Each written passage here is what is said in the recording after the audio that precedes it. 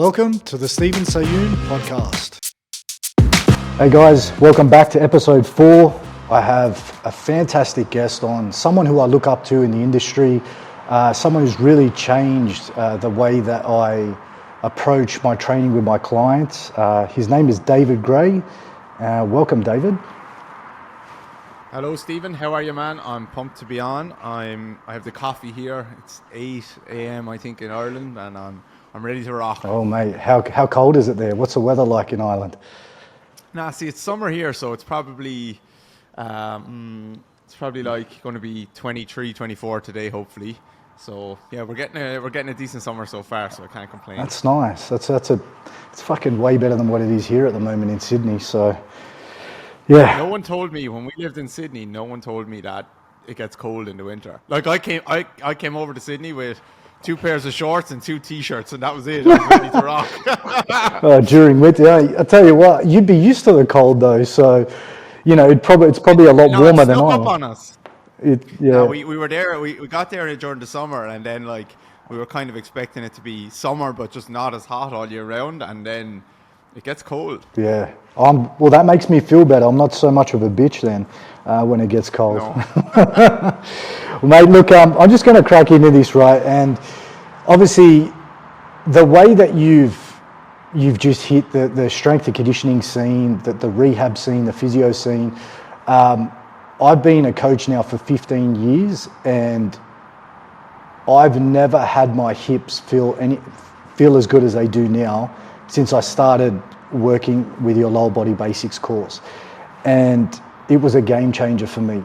And a lot of people, are going to think, oh, fuck, I need to be doing copious amounts of end range mobility work and stuff like that. And I was a big firm believer of that. But to be honest, I haven't done any mobility drills since I've started my kickstand hip hinges and getting my foot to bloody pronate. So thank you, David, for doing that. Before we get into the nitty gritty stuff of physiotherapy and rehab, I want to ask you the question: what were you doing before physiotherapy? What actually, before you got into becoming the gold standard of rehab? What was life like before physio? Sorry. So, what drove me into this world was basically I was playing a lot of Gaelic football and hurling in Ireland, 2 Irish sports my whole life, and I struggled with injuries a lot. So a lot of knee issues, patellar tendinopathy, Achilles tendinopathy, hip issues.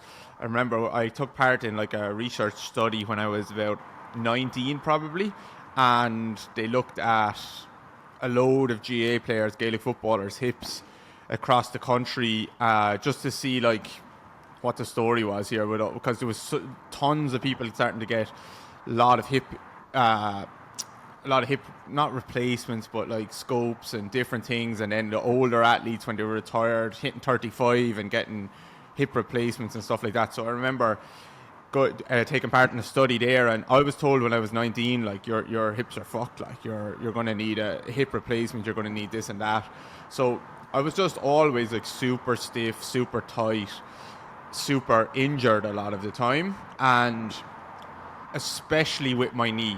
My knee was in a really bad place, and it got worse and worse and worse. And I went to see, like, quote unquote, some of the best in the world in terms of surgeons and doctors, sports doctors, physios, and to be honest, no one could help me. And looking back, some of that was probably my fault, just being too stubborn, like not taking enough rest time when I needed to. But also looking back, the advice was just terrible, and it's not really a knock on the individuals, it's more of a knock on just like where the industry was at the time, because it's in a much better place now and there's much better knowledge, I think, on these issues. So I just kind of got to the stage where I was really struggling and not performing anywhere near like I could, just purely because of pain. I was just like, you're going into every session feeling like, instead of feeling like I can go ham on this, I can actually push my body, you're constantly trying to save yourself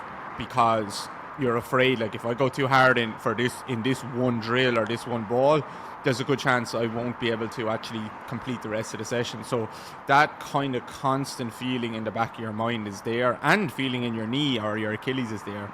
So yeah, I just ended up kind of starting to travel, starting to look at anatomy, starting to look into all different worlds of stretching and like physio stuff and S&C stuff and plyometrics and track and field and like Chinese martial arts and breathing and everything, and came across a lot of like decent stuff along the way, came across some really smart people along the way, and then also came across like a lot of crap that honestly made my body feel significantly worse, and some of those effects I'm still dealing with now, like 7, 8, 9 years later. But they were good lessons, and yeah, eventually then I just had to kind of come back, circle back around, and start to help other people as well, because that was the people were just asking me. They were kind of seeing what I was doing, and they were asking me, and I was able to help a lot of people.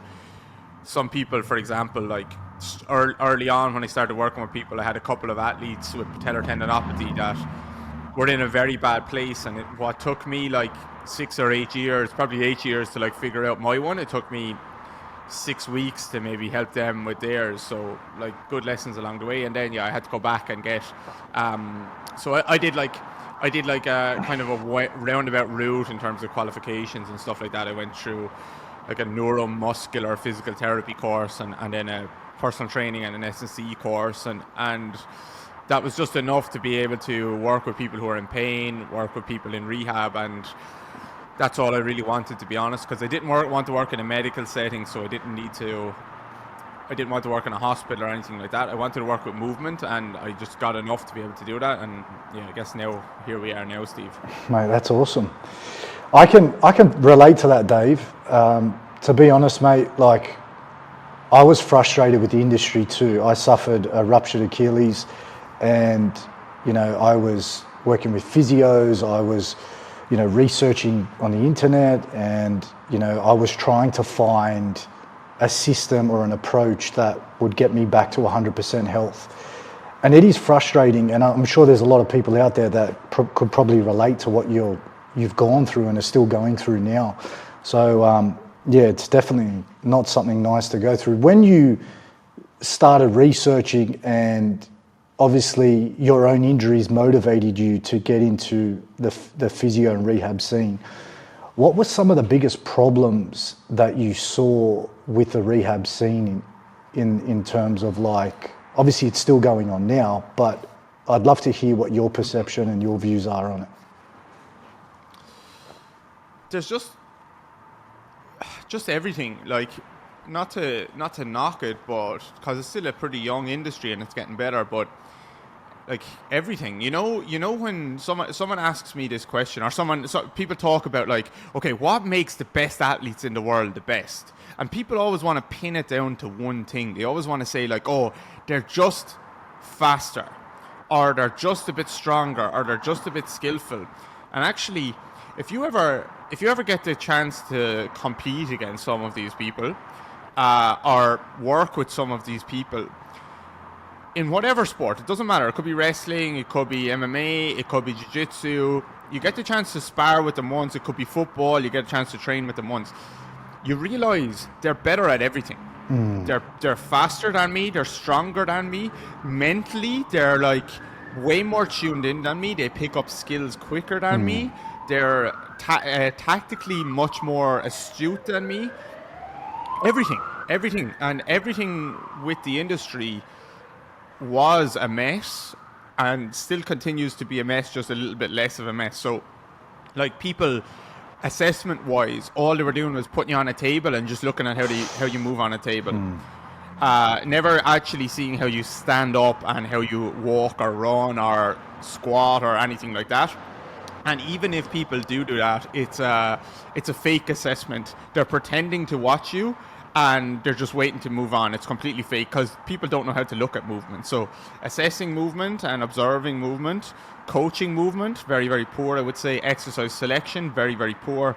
Understanding Biomechanics, how joints interact with each other, very, very, very poor. Communication, like what we're trying to do, why we're trying to do it, incredibly poor. And that's, I really want to be careful that I'm not saying like I'm brilliant and everyone else is shit. It's obviously there's just a big mix of like we just all need to be better at all of this stuff. And people want to pin all their hopes like that athlete thing, like they want to just, they're kind of safe in the knowledge, just thinking like, okay, everything is just about being stronger, or I'm the guy that everything is just about being more mobile, or everything is about pain science where or like communication, everything is about that. It's not. If we want to be better in the industry and we want to help ourselves and help our clients and enjoy our job and actually make a huge impact on people's lives, then you need to be better at everything. 100%, I agree. I definitely think like with the way you analyze movement and understanding the gait cycle, I feel like everything is gait. Now, I look at everything and I'm like, I can see it, I can see the foot pronating, I can see the compression happening, I can see the expansion on the opposite side and the rotation taking place. It's fantastic to see, and it's almost like when you're running someone through a table test or a passive assessment, and you're just going through and you're taking, let's say for example, you're assessing hip internal rotation, and you're taking the femur into internal rotation, and you're obviously driving the heel away from the body. It's not a true representation of hip internal rotation, and it was only, I used to think it was until I did your course, and then it all started to make sense to me when I was like, I need to improve femoral internal rotation. And everything I was doing was just compressing the joint, and it was getting worse. My TFL was getting cranky, and I found that I was actually losing mobility by just focusing on femoral internal rotation of the hip, until I started to look at the gait cycle and actually getting the pelvis and the joint to move over the femur rather than the femur just rotating all the time. That was something that really stuck out to me, and that was a game changer in terms of mobility. And I think there are a lot of, like, I'm not slagging, like you said, other physios and saying they're doing a shit job, but I think they focus so much on the medical diagnosis, they don't look at a movement diagnosis. And I think a lot of people would have their pain subside if they actually focused on enhancing someone's movement and the way that they're actually moving. If we were to address that, most of the time I think their pain would subside. Yeah, I think pain is a tricky one because there's so many factors that go into it. There's so many things.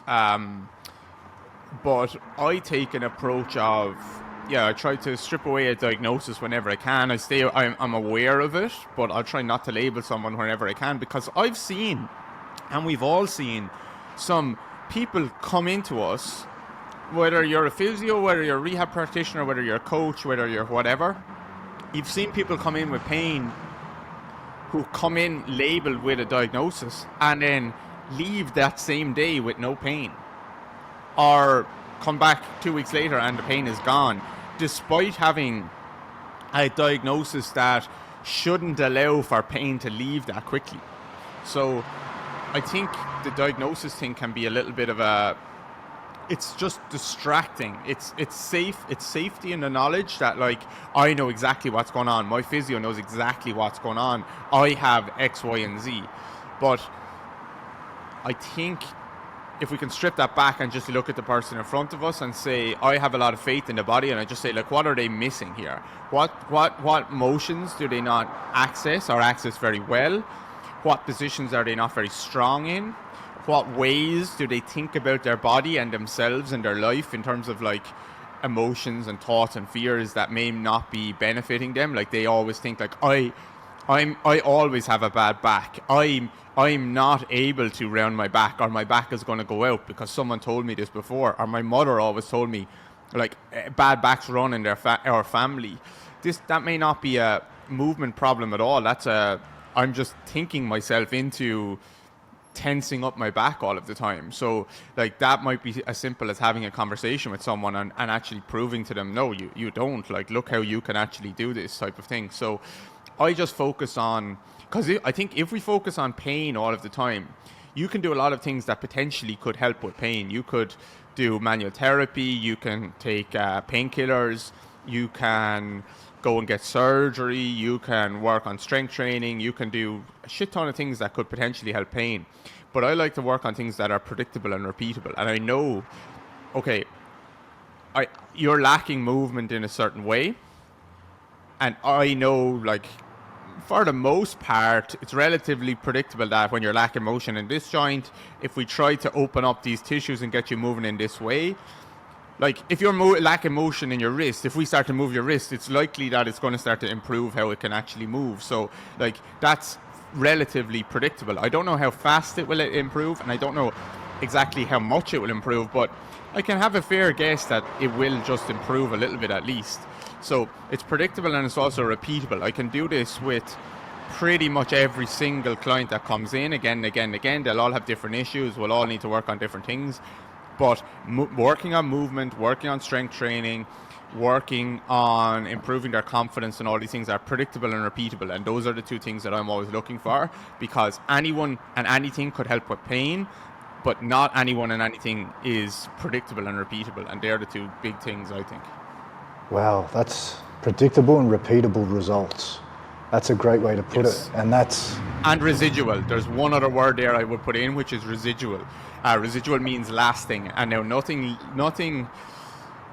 lasts without training it, but you can get predictable, repeatable results if you go in and relatively predictable and repeatable in terms of, like, if you go in and get a massage on your back and that's something that feels good for you, relatively predictable that your back might feel a bit looser.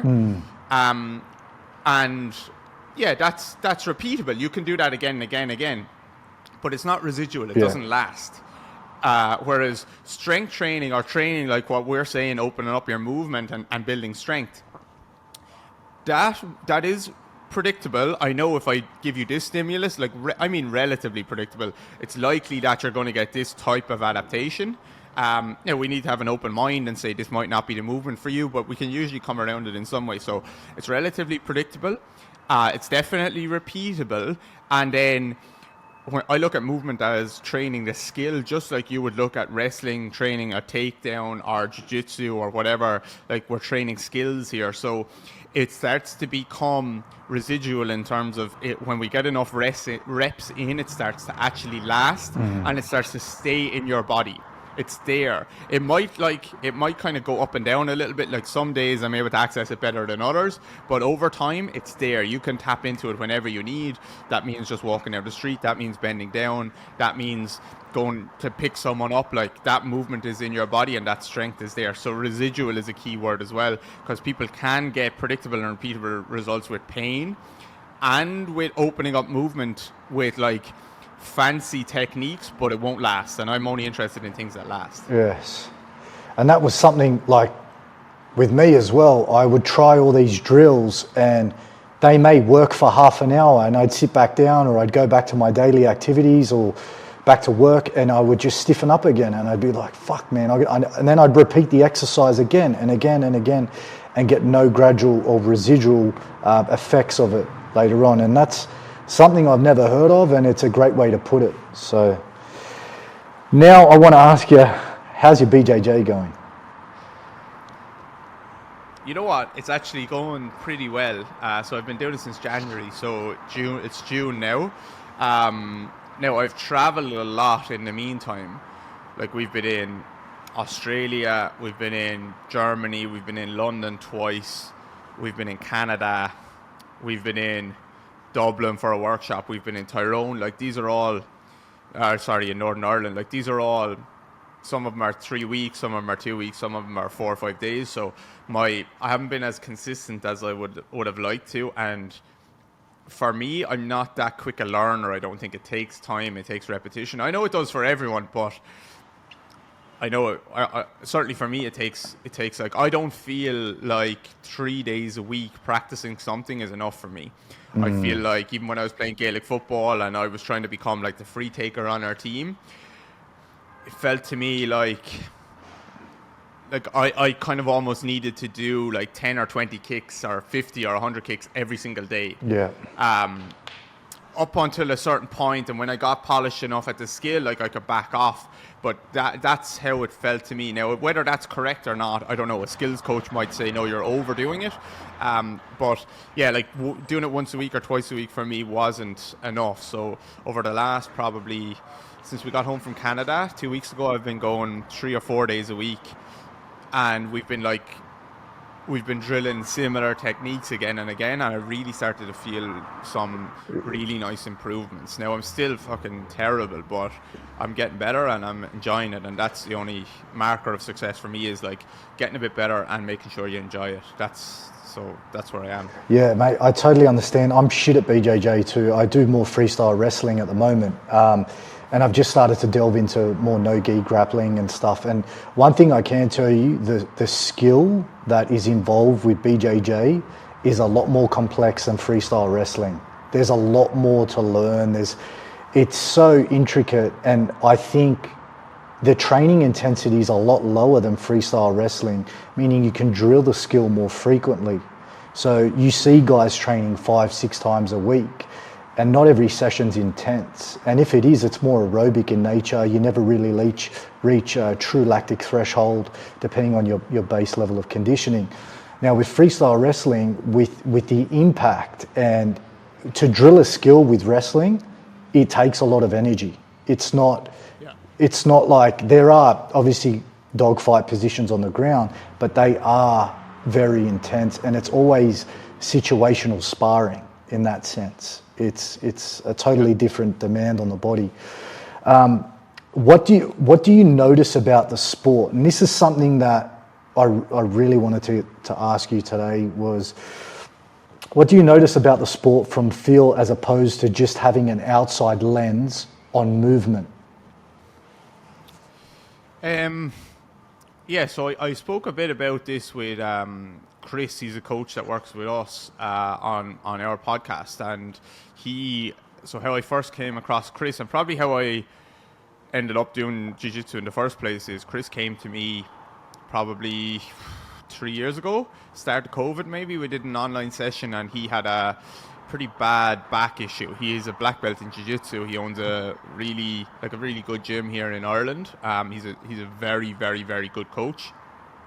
And yeah, he was struggling. He had to get a back surgery, really bad sciatica, bulging disc, and basically was kind of worried that his career was over in maybe coaching, or maybe certainly worried in terms of actually practicing the sport himself. And I think that's the type of sport where you need to be able to show people things, not just talk about it.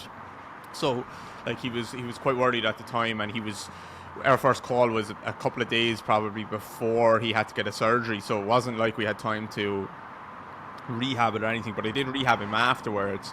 And I learned a lot about I learned about his body, and I analyzed him like I would anyone else, and I coached him like I would anyone else, like as an individual. But only then, a couple of years later, I started doing jiu-jitsu.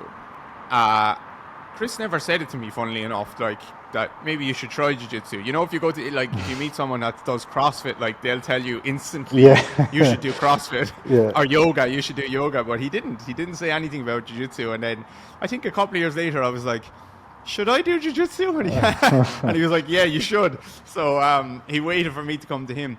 So yeah, so since that, I now realize, from drilling all the time, or sparring all the time, or just being in the jiu-jitsu class, I realized why his body was the way it was. You just start to see things, you start to feel things, and it's because, so he was lacking internal rotation completely in his body, and anytime he flexed his hips, he had to flex his spine. There was huge spinal orientations happening in his body, and people will see a lot of jiu-jitsu players, not all of them, but as very, very mobile. And I would say because they see them doing funny things with their legs and their spine on the mat and stuff, and they are mobile and they are strong in certain positions, but they're very lacking in other positions, because when you lie on your back or when you lie on the floor, it pretty much takes your... We're going back into this open chain conversation, like you said at the start, around you're going to test someone's hip internal rotation or external rotation lying on your back on the table, and actually everything changes when you stand up, because now there's compressive, like vertical compressive forces coming down. Your body is pushing into your foot, and your foot is pushing into the floor. Yeah. So you start to see a massive lack of internal rotation, I would say, in a lot of jiu-jitsu players. Certainly the longer that they do it, a ton of external rotation, and they use their spine for everything. Because think about, like, they're lying on their back and I'm going to try and pass their guard, and like I grab their shins, so I'm standing up, I pin their shins and I like push their knees towards their chest. It's hip flexion. Yeah, they're flexing their hip, but they're flexing their spine as well. And that's great. You have to be able to do that. I'm not saying anything negative about spinal flexion or extension. If you can't do that in jiu-jitsu or at basically any sport, you probably won't be there in the first place.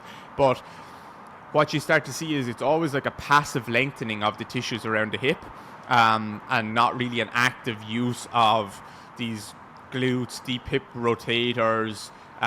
Certainly not like they're being used through their full length potential. It's like being pushed into a position and then I have to like use my spine a lot to get out of there. So yeah, I've just noticed like it's all flexion and external rotation at the hips, and a lot of spinal flexion and extension, but very little internal rotation. Obviously the feet are off the ground, so very little like pushing through the floor, and that just does some certain things to your body that your body's just adapting to the stimulus you're giving it, you know? Exactly. And obviously your approach with training a BJJ competitor or hobbyist in general would be to give them more of what they're not getting from the sport, in order to fill in the gaps, I guess. Well, that's my approach in general, pretty much. It depends. Like if I'm rehabbing anyone, a soccer player, like early on, usually you're trying to give them what they're missing in their body, and I have a lot of faith that, like, okay, you're a human being before you were a soccer player, and human beings have bones that are shaped in certain ways. The muscle architecture, the fibers are running in certain directions. Certain muscles are biarticular muscles. They're crossing two joints versus one joint. That means different things for different muscles, so they kind of need to be trained in certain ways. So like I look at the human body in that way, that we were all designed to be able to walk in a certain way. Very similarly, people will say we're all special little snowflakes, and we are, but at the end of the day, like almost every human in the history of the world decided to stand up and walk on 2 feet, where they went right leg, left leg, and alternate with the upper body. So like, I want to see that you can do that. I want to see that you can move your joints based on the way that the articular surface tells us. I want to see that you can load your muscles based on the fiber direction, orientation, and architecture of the muscle. So like when we're not doing that, then we'll restore that. And then if we're rehabbing an athlete, like we're getting more specific as we go along. So like we're starting to say, okay, you're a soccer player, you need to be able to run, jump, decelerate, accelerate, change direction, take contact, be strong in low positions, be stiff when you come off the ground. So you need to be able to do all these things, but I'm trying to get as specific as I can the closer we get to returning to the sport, while holding on to as much of the general capabilities as I can at the same time. Yeah. And that's always the tricky part. Yeah, definitely. And I think, look, I think S&C coaches are so focused on the performance side of things, and everybody needs to be stronger, fitter, faster, more explosive, but no one really addresses movement and how a human is, starting from the ground up. And I think only until they're injured, or only until a niggle comes along, they'll start to address it or something like that. And that, to me, is why I really love your approach, because you address it as a whole and then you enhance indirect qualities so they can be better at their sport and perform better as well. This leads me to my next question. So, who has been a big influence into the way you coach your clients and athletes through movement? There's been a lot of different people. So, many like different influences and along the way, and I'm very grateful for different people. So I will say, no, in no particular order, let's say, like I think Gary Ward is great from Anatomy in Motion at kind of looking at biomechanics, looking at the gait cycle. Now, I have a different lens of a gait cycle, quite different, and I think, quite different, but still that doesn't mean like good or bad. It just means I think he is very valuable at looking at how he looks at movement. I think I learned a lot from PRI. They actually take a lot of shit online these days, and I give them shit sometimes as well, and I think some of it is probably deserved, but they opened my eyes up to like the thorax and some of the breathing stuff, even though I'd gone deep down that rabbit hole previously, but not into the detail that they had around like the asymmetries in the human body, the movement of the rib cage, the movement more so of the pelvis as well, or less so for me the pelvis. I was there already with that, but definitely like the thorax and the breathing and center of mass. They helped me understand that a lot. Dave O'Sullivan is an Irish physio who works in the UK, very, very good in terms of like, I think in terms of communication with clients, planning a rehab process, like actually communicating that and writing it down so that the client can see it. Been very valuable there. There's actually some people in Sydney that I think were very helpful for me, like Craig Mallet, Dave Wardman, people like that, who more in the Chinese martial arts side of things, which I know like martial arts listening to this will laugh at that stuff, because like they'll see it as a Tai Chi master. I'm going to kick the shit out of that Tai Chi master, and absolutely you are. Any Tai Chi master that thinks like I'm going to use these styles in the ring is mental. But the essence of this stuff is not. It's just confused, and it's funny when you see it online. But the essence is like it's a movement practice for them.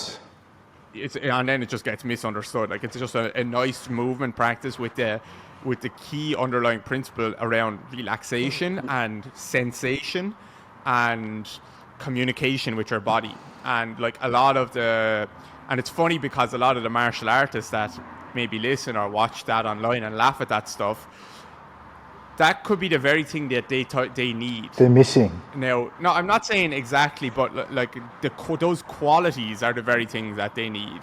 How they get them might be different, but like they'll go to their MMA training or their wrestling or their jiu-jitsu and they'll compress and they'll squeeze and they'll get so compressed. And then they say, okay, now I'm lacking mobility, so I'm going to add a mobility practice on. And guess what they'll do? They'll go into stretching and squeezing, compress the shit out of their bodies. And they just end up, it might feel good for a short amount of time, but they'll hopefully 3 years down the line, they'll start to realize, I still feel like fucking shit. And this practice makes me feel better for 20 minutes. And then I go back to feeling like shit again. So like that should tell them something. And the quality that they're missing is being able to relax, expand, move their joints with less tension. So a key principle I have, and you probably saw in our workshops, is don't fight tension with tension. If you're the tense person, stop tensing up all the time. Do practices that don't tense you up all the time. If you're having problems in life, like you have a problem that you can't solve, like banging your head against the wall harder isn't going to... Sometimes you need to go for a walk, clear your head, and then the answer comes to you. So yeah, I've had a lot of influences, some in the stretching world, and just Ido Portal has been another one in the movement world. Fantastic. Again, people laugh at that stuff, and like I don't agree with like all the people I'm naming. They probably don't agree with what I say, and I don't agree with what they say. But like they were key in my development along the way. So yeah, Ido, like people laughed that he was doing like Nate Diaz did have a great line like touch butt in the park with when he was fighting Connor. And Ido like was training him, but that wasn't Ido training him to be better at martial arts. You're in a 6-week fight camp where everyone's in the house with you. It's so intense all the time, and then you get to go and train with Ido for an hour where you're doing spinal waves and you're doing like movement in different ways like that. Connor is not an idiot. No. He wasn't doing that to make him better. Like, okay, this is going to help me punch a guy harder in the face. It was I'm doing this to have a bit of variability in my training, and it's funny to me how people misinterpret that completely and then end up shitting on it because all they can think about is the specificity. Mate, that's right. And it's like taking a compressed individual and giving them variability for relaxation may improve their sport, being able to relax. Exactly. And it may even improve a punch, because there is a relaxation phase when you are throwing a punch that you do need to relax to some point. And I can speak from first-hand experience. Like myself, I heavily compressed and force-feeding. I mean, I love Lucas Aaron, a good friend of mine. I love range of strength. I've done a lot of direct mobility work, and I only found it led me to more compression. And I'm not saying that there's anything wrong with that style of training. I just think it wasn't right for me until I actually... Exactly, that's all. Yeah, that's just it. the type of person, that's it. It wasn't right for me at that time until I started to create space at the back of the hip where I needed it, so I could get more access into the ranges that I needed. I just couldn't relax. I was too tense, and I couldn't, obviously get anything out of the mobility training at all. Yeah, and I will add on to that, Steve, because there's brilliant flexibility coaches. Lucas is amazing. Jeffrey Wolf, FlexiBall, brilliant. Emmett Louise, I've learned from all these people. Ido Portal does a ton of that. Yeah. I think that's brilliant stuff, and it depends on someone's goal. Like, if someone wants to do the splits and all that, I'm not going to help them do the splits. I potentially could, but there's people way better. Like, if you understand progressive overload, you can help people access the position probably, but there's people way better, like the people that I just named. But there's certain, it's the idea that I reject, which is just like, okay, everyone just needs to load themselves more and squeeze more to pull themselves more into positions. And that's the idea that I reject. Not that stuff doesn't work for the right person. It works incredibly well. Same with F4C. They do a lot of things where it's just pulling yourself further and further and harder into positions.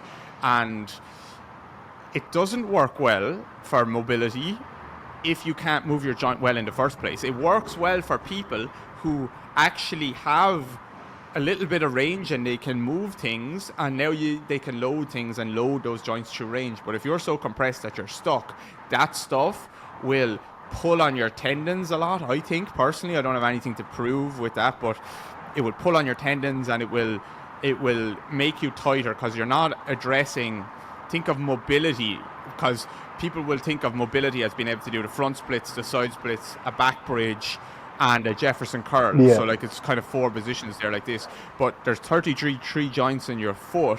Show me how you open those joints. There's God knows how many joints in your thorax. Not just your thoracic spine, your rib cage. Show me how you open those joints, because if you take the approach of flexibility or mobility is important, then I presume you're saying it's important everywhere, not just in a couple of areas where you can show it on Instagram, which is the splits. Because I know a lot of people that can do the splits, and they feel like absolute dog shit. Dog shit. And they can't move their feet. They're a fucking mess. They can't move their thoracic spine. They can't move their rib cage, and they can't move their neck. But they can do the splits, and they can do a back bridge and stuff like this. So you can feel very shit and end up in a very shit place. But you can have flexibility that you thought you wanted, but maybe you didn't. Fuck. Maybe it was the feeling good that what the goal was, not just this end position. And all you have to do is to try it yourself. If you are naturally compressed and you go out and you force these deep end ranges of motion and try to contract as hard as you can with an isometric contraction at end ranges, your body's not relaxing into that position. It's trying to fight and avoid going further into deeper ranges of motion. And the only way I really had to wrap my head around this was to feel it. And now one exercise that has been a real big game changer in my mobility, and I do it every single day, and it makes me feel good. I jump off a plane, it's the first thing I do when I get home. It's the 90-90 scissor slides. I'd love for you to just explain to me a little bit more in depth what's actually happening to the pelvis and the femur and in that position while we're doing this exercise. So are you talking about the one on your side or on your back? On your back, so supine, I guess. On your back. Yeah. That's a different name now. That's the 1990 knee roll. Oh, okay, 19. Okay. I made up my own name. Basically, no. The scissor slides are the sideline one. Okay. You know when you lie on your side and you shift forward and back. So basically the same exercise. Don't worry. So yeah, it's just basically, it's hard to explain. It's hard to explain. You kind of have to see it, but people can go on Instagram or your Instagram or whatever and have a look. But it's just like shifting one knee forward and one knee back, and more importantly, like shifting one side of your pelvis forward and one side of your pelvis back, or one hip forward and one hip back, and it takes away a lot of the noise in the system, because you can get up and you can stretch into a pigeon position and you can like round your back or extend your back or do funny things. You can do a lot of things to get into funny positions. But when you lie on your back, you put at 90 degrees bend at your hips, 90 degrees bend at your knees with your feet on the wall. And you do a very slight little posterior tilt. So you just take your pelvis off the floor an inch. You have like a small ball between your two knees, and I just ask you to roll that ball between your knees. So roll your right knee up to the roof and pull your left knee down to the floor without moving your feet. You quickly realize, I cannot do this. And then you start to see why you're limited in your table test. You're limited in internal rotation. You don't have any internal rotation. And now I can see it in an exercise, because like when you try and do a femoral internal rotation, like a 90-90 transition or a 90-90 stretch where you're trying to drive your femur in, most people will feel their TFL who don't have internal rotation, and it's because they're hiking their pelvis up, which is a compensation. They're finding ways to get. That's just the femur and the pelvis chunking in together, and the only thing that's helping you, the only muscle that you can use, is your TFL, because you can't access your adductors, you can't access your medial hamstrings, you can't access your glute med. It's just your TFL trying to pull it, and it gets crampy and it feels disgusting and it doesn't work. So yeah, exercises like that just are constraining you to actually move your hip and actually go into a little bit of adduction and internal rotation and abduction and external rotation on the other side, and you quickly realize just how limited you actually are. And there's not a lot of tension. You're not tensing your jaw, hopefully, when you do it. You're not squeezing your hands. No. You're relaxed, and you're saying, okay, in a relaxed way, what position can I go into? And you start to open up range. And you mentioned the kickstand hinge earlier. Like, it's a similar type of, it's a completely different position, but similar concept of the pelvis kind of rotates over the femur a little bit. When we hinge, we're kind of shifting back into that hip. And you mentioned about using exercise like that to open up mobility. Well, people listening to this who aren't familiar with the work will think that's like we're just talking about mobility. I bet you've built a shit ton of strength in your glute that you didn't have before. I bet you've hypertrophied your glute. Mate, my wife has accessed those tissues before. Yeah, my wife has definitely commented on my glutes. I looked in the mirror the other day. I was like, fuck, man, it's like a J-Lo booty. But it was because it's all I do now, and it feels good on my body. And one thing I did notice is I can back it up 3 times a week. I can actually consistently go back into the gym and I explore with the kickstand hip hinge. I can load it with a trap bar. I can use a dumbbell. I can use a barbell. You can use a Zercher position with the split squat as well. Mm-hmm. And I'm training the most consistent I ever have, just with an offset stance. And it's actually like I haven't touched any mobility work, and I'm actually better at wrestling. So it definitely works, and most of my clients do it now. I've actually started getting it into their programs. And the biggest thing I found was the biggest trouble I'm having, and what I'm noticing more of now, is people can't pronate their feet. And being able to open up the joints at the bottom of the foot to be able to smush into the ground a little bit. And for me, that was the biggest thing, because we were taught, like I was taught when early in my career, was to fucking spread the floor and claw the ground with your toes, and now I've got toes like freaking claw feet, and you know, it's something that I've had to like kind of untrain in my body. And I see it now with clients even doing a barbell Romanian deadlift. They'll roll to the outside of their feet and they'll go into a negative shin angle and they'll push their knees apart. And for me, I find it now where it's like, well, I need to actually get them into a better position where they can load mid stance and get that foot to pronate so they can generate force into the ground more effectively. And I remember you saying you can push through the floor with a supinated foot, but it's just not efficient in terms of obviously maximizing force output into the ground. Now, I want to just delve into the next question, and I've got a few here. I'm just going to pick the best one because we are running short on time. Okay. Dealing with compressed individuals, what approach would you take to enhance athletic performance without producing more compression?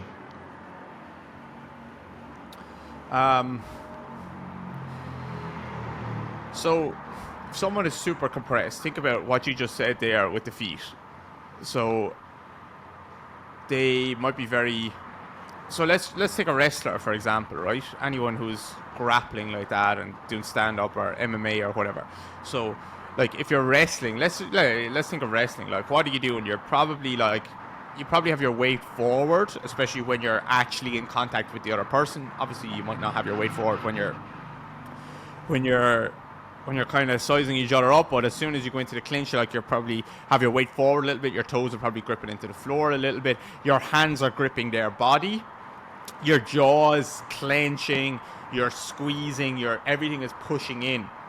So then we go to the gym, and sorry, I wouldn't say everything is pushing in. Like maybe not knees necessarily, but everything is clenching and gripping. And then we go into the gym, and people tell you the only way to actually lift is clench your feet into the ground, grip your toes, push your knees out, squeeze your neck, squeeze everything, create as much tension in your upper body as you can.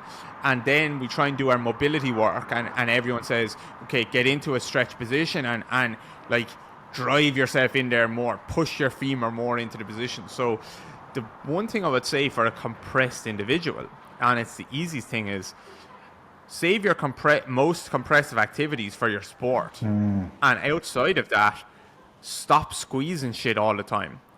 Think about moving your bones with less muscle tension. So a key principle I have is don't fight tension with tension.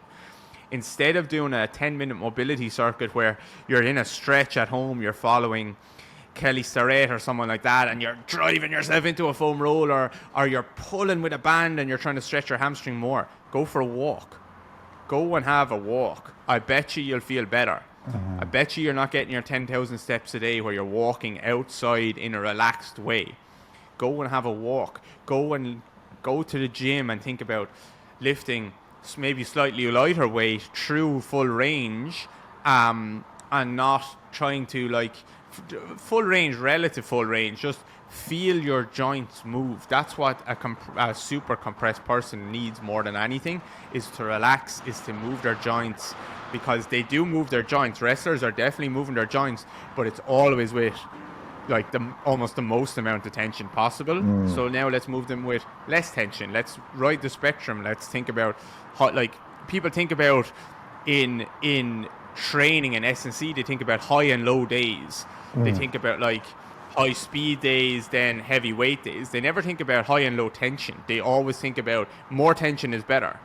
But high and low applies to everything. High tension days, low tension days. That's what I would say them compressed individuals need a lot of, just moving their joints with less tension. That's fucking amazing. I didn't really think about it like that, where you should have high tension, low tension as well. That's a great way to put it, because I utilize high and low days with my athletes and clients as well. And usually the low days are aerobic work, zone 2 work, scissor slides, knee rolls, just getting them to do their basic foot drills and things like that to promote relaxation and work on weaker areas. But I didn't. And yielding plyos, Yes. great time to put that in. A little bit of yielding where you're jumping, you're landing, you're sinking into positions. At height. Your muscles are experiencing a true kind of going from a relaxed to an eccentric to an isometric to a concentric. Whereas when you think about like when you're trying to jump and be as stiff as you can, there might be a small eccentric, but mostly it's just like isometric. It's a squeeze and a bit of concentric. Like there's much less range that the joints are going through, but the muscle is kind of trying to stay concentric throughout. Whereas when we do our yielding, we are actually thinking like, kind of relax, kind of let it experience load under true full range and a true really nice long eccentric contraction, a slight isometric, and then a concentric. So that's like low days doesn't have to mean like just easy training. You can make that work quite hard, but you're not thinking about squeezing all the time. Yes, you're just promoting relaxation with other methods. Right. Okay. One last question. This is it. Is all movement gait? No, but no and yes. So like, it's a tricky one. Like my bias would be yes, but it takes a while for people to get there. So I won't like pin it on them yet or straight away. It takes a while. So you're starting to see it now, and in another year you'll be like seeing it even more, way more. Like there's only one direction this is going to go for you, and hopefully not just because you're in an echo chamber now where you're starting to think and talk to like-minded people, but because it's actually the truth. That's why, because you're actually starting to see it, and you'll see it in wrestling, you'll see it in soccer, you'll see it in jiu-jitsu, you'll see it everywhere, that people have to certain joint motions kind of couple together. They produce force in similar ways. They will try and compensate in similar ways. They will amplify, not just compensate, but amplify their limitations or get more of something in certain ways. So at the end of the day, we are all shaped like human beings. Our joints have articular surfaces that pretty much dictate what directions they can move in. Some of us can move our joints or our bones through a larger range of motion. So some people can, I won't use the elbow, I'll use the spine, I'll use the hip. The hip is the easiest one. Some people can move their hip through a much larger range of motion. So they have much more internal rotation, external rotation, flexion, extension, adduction, and abduction, or much more of some of those. But we can all move our joint a little bit in all those directions, even if it's like 0.5 millimeter. Hopefully, some people, there's pathology there and they can't. But in general, we were all born with that gift of being able to move our joint in all of those directions. We can't move it in any of the directions that the articular surface hasn't developed to allow it to move. So we can't just make up a new direction. If we do, it's because there's pathology there. There's actually like ligament, you've stretched through ligamentous tissue, you've done something that has opened up a range that actually you'd prefer not to have for the most part. So like we all have the same shape of joints. We all have the same shape of bones for the most part. Yes, there's differences, but for the most part they're similar shape, which means they can move in similar directions, which means we can access similar motions. And if you want to go back another step from that, then why did they develop in that way? That's the big question. Because it doesn't matter if you believe in God or evolution or anything else. It doesn't matter. We can all agree that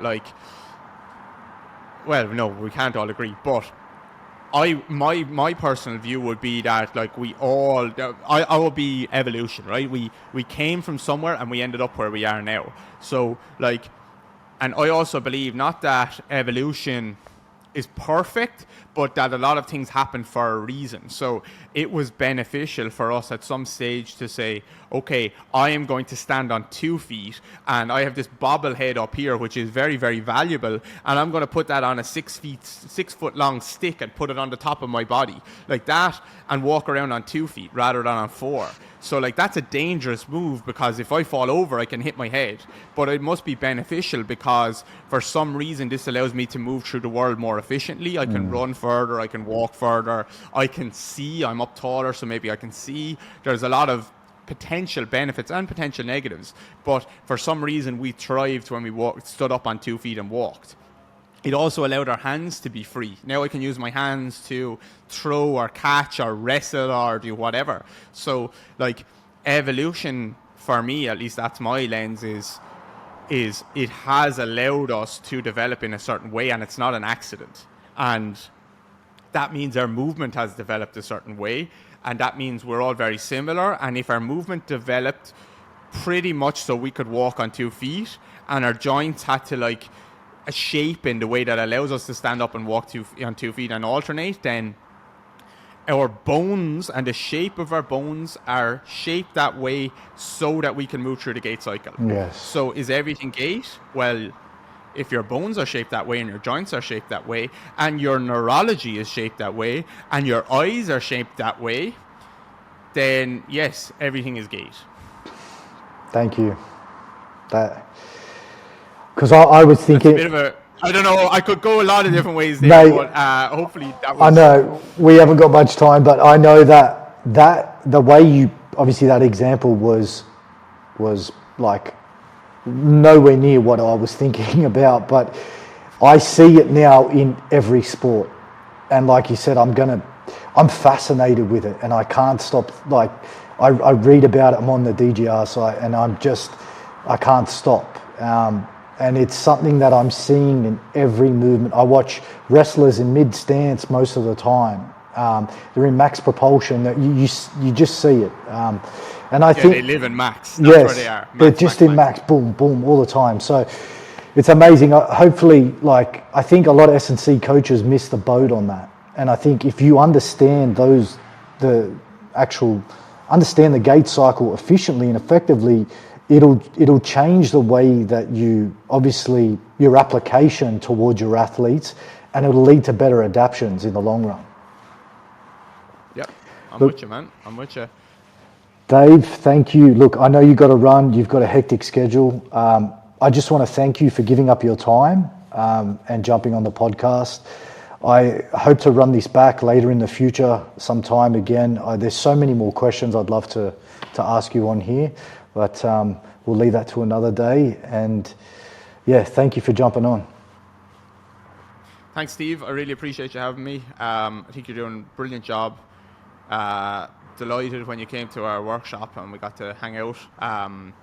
And you were asking good questions, really good questions at the time. And I've seen you've done exactly what I want people to do after coming to our workshops, which is not just say, okay, that's like a box ticked. Yeah, I learned a couple of nice things and off I go. Like, you actually keep going and you realize there's a lot more to learn in this direction, and not to be fancy, not to try and sound smart, but to actually understand movement and go and get better results with your clients. And I see you on a really cool trajectory right now, and carving your way through a really nice niche that needs it as well. So keep doing what you're doing. Thank you very much for having me. Thanks, Dave. I appreciate it. And I look forward to seeing you blast out some more content. And I'm going to sign up to the foot program. So everyone out there, anyone who's struggling,